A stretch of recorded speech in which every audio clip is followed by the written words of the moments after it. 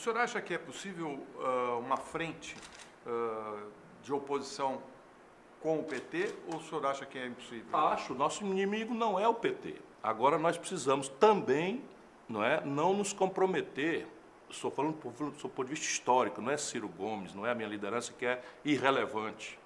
Nós precisamos dar ao jovem brasileiro uma plataforma em que ele não precise de um salvador da pátria, que ele não precise de um guru, que ele não precise de um líder carismático que, preso de dentro da cadeia, fica mandando recado como é que vai fazer. Isso é o fundo do poço do pensamento progressista.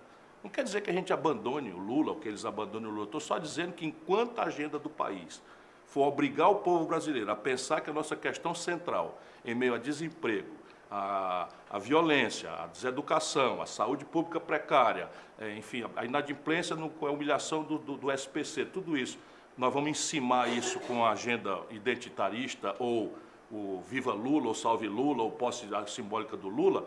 Nós estamos fazendo exatamente o que o Bolsonaro quer que a gente faça, porque foi assim que ele reinou. Ele não ganharia no Brasil, em nenhuma hipótese do Brasil que eu conheço, se não fosse o antipetismo que o petismo cevou. Por quê? O Palocci, espera um pouquinho, o Palocci é réu confesso. E o Palocci não é um petista periférico, o Palocci foi o homem a quem o Lula outorgou, atribuiu, escolheu para comandar a economia do Brasil por 8 anos. E a Dilma escolheu para comandar o governo, ainda foi promovido. O Levi foi escolhido pela Dilma, o Michel Temer foi escolhido pelo Lula. Se a gente ficar alisando essas coisas, porque é pela dor que a gente tem do Lula estar onde está, nós não vamos pensar realmente na questão nacional brasileira. Esse é o problema. Isso dito, o que vai ditar o caminho é a prática.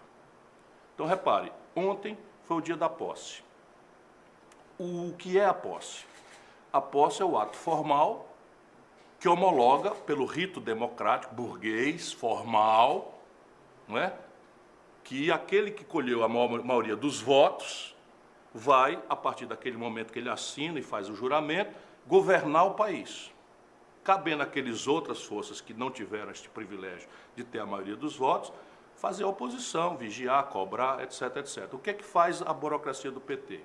Se retira. Ora, quando o Aécio nega reconhecer o sucesso eleitoral da Dilma, começa a plataforma do golpe. E o PT soube denunciar isso. Como é que se explica para o povo brasileiro que um adversário nosso, por mais deplorável que seja, e o PT ficou calado durante o primeiro turno inteiro porque escolheu o Bolsonaro de adversário. O PT só tinha palavra azeda para mim. E eu agredi, ataquei, fui para cima do Bolsonaro com toda a dureza, que inclusive me é peculiar.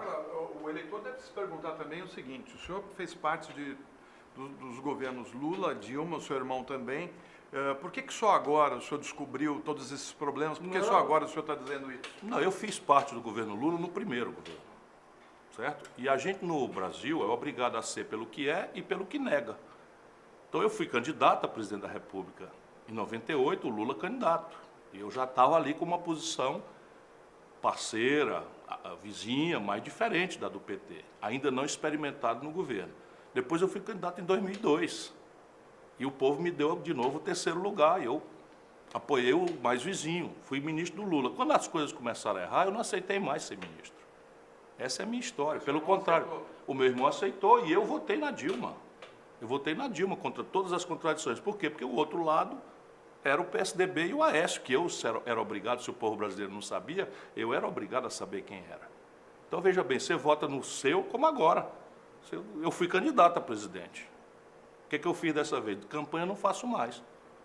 Votei no Haddad e como cidadão. Mas não voto mais dessa burocracia do PT, não faço mais campanha com ele, nunca mais. Porque de lá para cá, Florestan, se corromperam. Essa é a triste, dura e sofrida realidade. Apodreceram, tomaram gosto das belezas do poder, das benesses do poder. O senhor falou várias vezes na nossa conversa que sempre focou no que seria melhor para o país ou menos ruim para o país. Eu lembro da eleição de 89, quando o Lula foi para o segundo turno e o Brizola ficou fora. E eu me lembro do encontro do Lula com o Brizola, logo depois do primeiro turno, e o Brizola disse o seguinte para o Lula: como primeira frase no encontro dos dois: menino, você me roubou a presidência, você sabe disso, então trate de ganhá-la. Por que você não fez o mesmo com Haddad? Porque eu já fiz o mesmo com a Dilma. Já fiz o mesmo com a Dilma.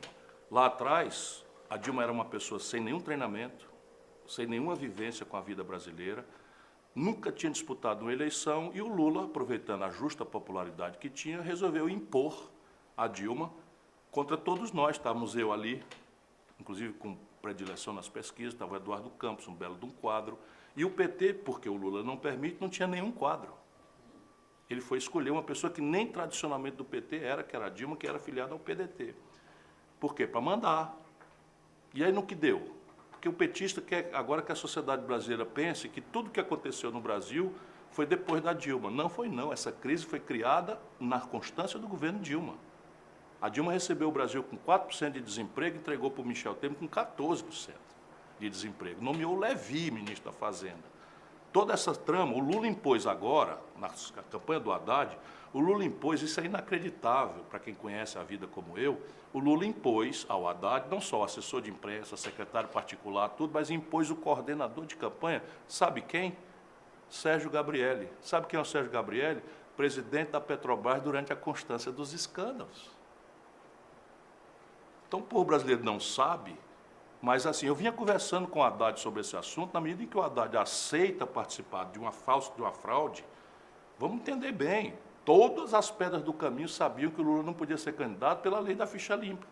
E eles impõem a candidatura do Lula, mentindo para a população brasileira, explorando a boa-fé do nosso povo mais pobre, para fazer o quê? Comover o povo até o limite da eleição e botar uma pessoa sem autoridade. Qual é o partido político, Florestan, do planeta Terra, que excluiria, da direita, da esquerda ou do centro, que escolheria para candidato à presidência da República um camarada cuja vivência eleitoral anterior fora perder as eleições, meros 2 anos atrás, na reeleição para prefeito de São Paulo, em todas as urnas.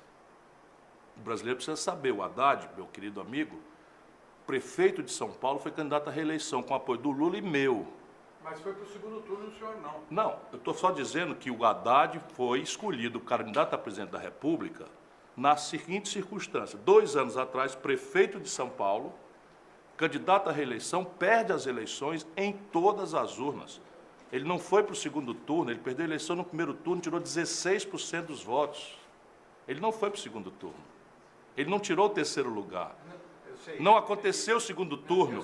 Um falsante como o Dória ganhou as eleições em cima dele, em todas as urnas. Será que não tem um mínimo de humildade do que essa população de São Paulo... Aí vem o seguinte, na eleição agora, no segundo turno, eu ganhei a eleição no Ceará, no segundo turno ele tirou 70% aqui no meu estado. Como foi no estado dele? Ou nós vamos chamar 68% do eleitorado do estado de São Paulo de fascista?